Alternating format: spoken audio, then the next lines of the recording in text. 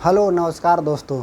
मैं आप लोगों को आज भारतीय संविधान के बारे में कुछ महत्वपूर्ण विशेषताएं बताने का कोशिश करूंगा जो कि भारत के संविधान में निहित है, क्योंकि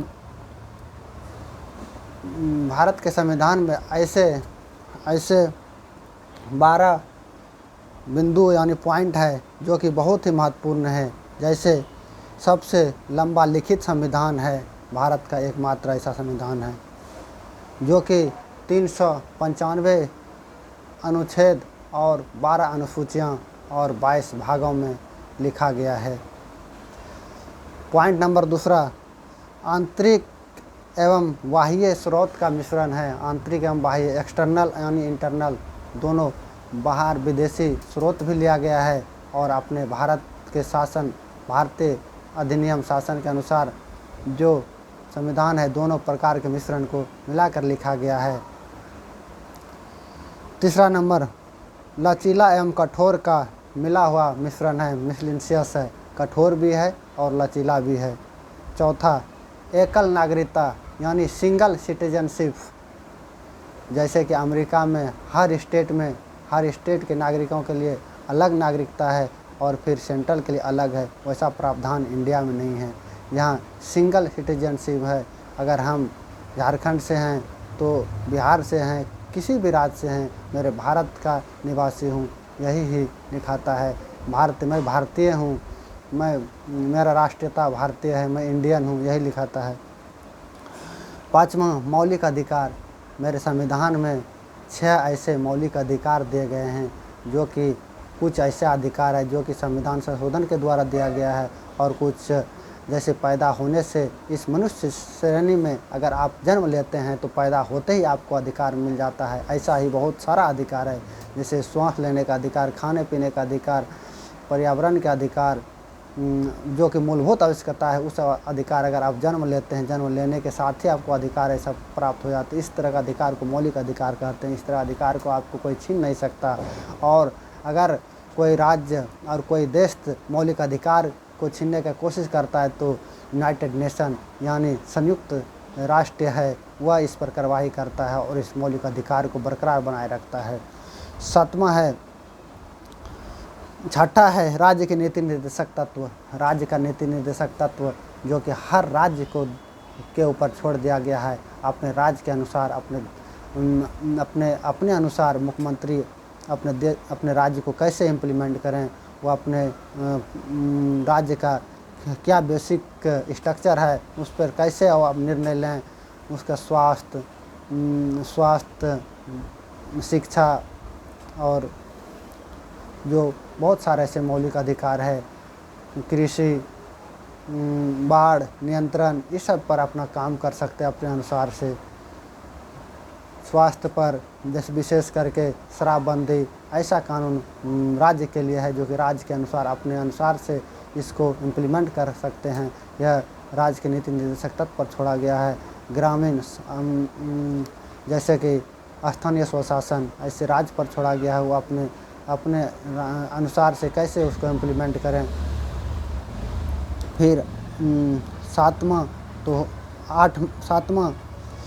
मूल कर्तव्य 11 है जो कि दूसरे वीडियो में आपको बताएंगे। 11 कौन कौन से मूल कर्तव्य आपको पालन करना है। अगर एक अच्छे नागरिक आप देश के हैं तो आपका भी कोई ड्यूटी है जो कि आपको पालन करना होगा।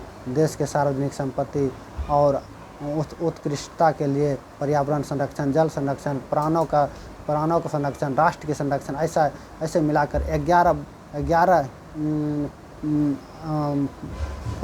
फंडामेंटल ड्यूटीज दिए गए हैं हर सिटीजनशिप को, इंडिया को, जो उसको पालन करना अनिवार्य है। नहीं पालन करने पर उस पर कार्रवाई किया जाता है न्यायपालिका के द्वारा। 8वां, सार्वभौमिक मताधिकार।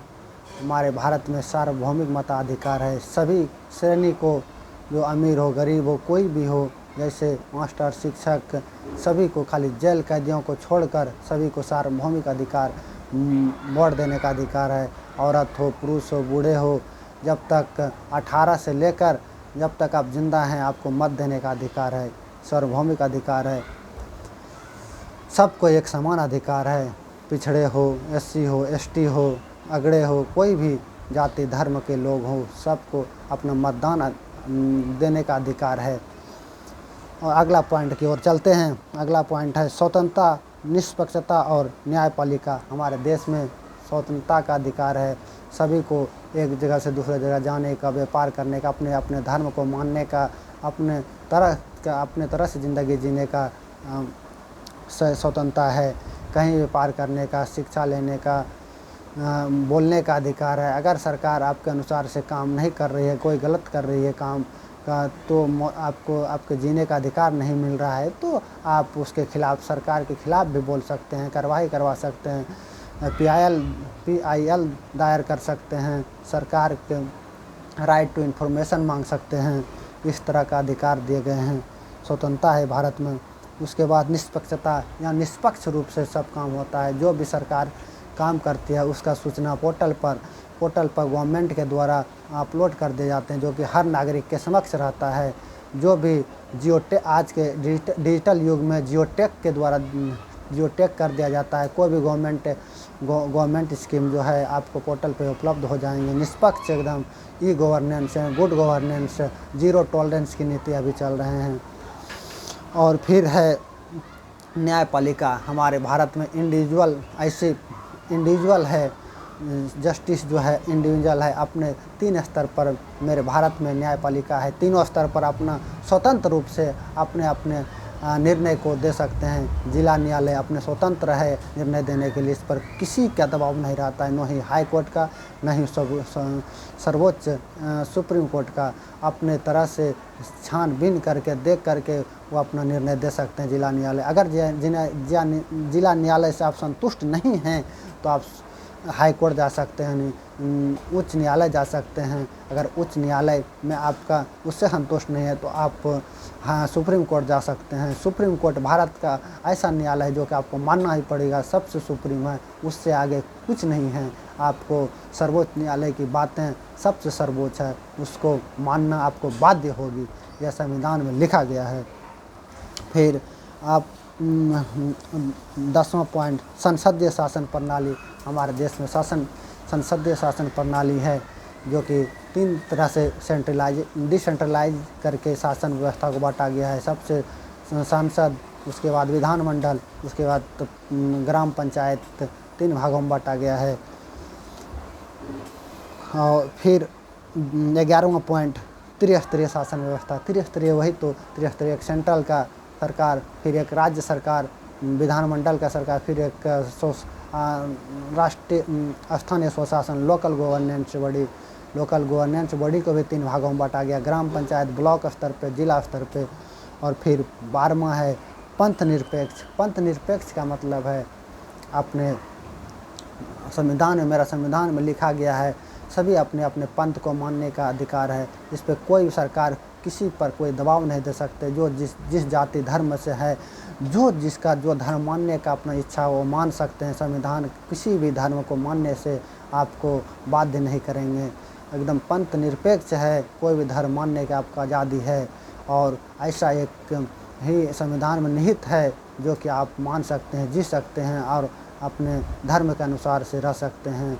आपको पूजा करने का अधिकार है, आपको नमाज पढ़ने का अधिकार, आपको दिल चाहे जो, आप नास्तिक हैं, अगर धर्म नहीं भी मानते हैं तो आपको कोई दबाव नहीं संविधान की तरफ से। आप यह ऐसा धर्म निरपेक्ष की यही है धर्मनिरपेक्षता। धर्मनिरपेक्ष राज्य की संकल्पना यह है कि आप किसी भी धर्म को माने या ना माने, आप फिर भी भारत के नागरिक हैं और आपको जीने, रहने और खाने का और अपने देश के विकास में कंट्रीब्यूट करने का अधिकार है। नमस्कार।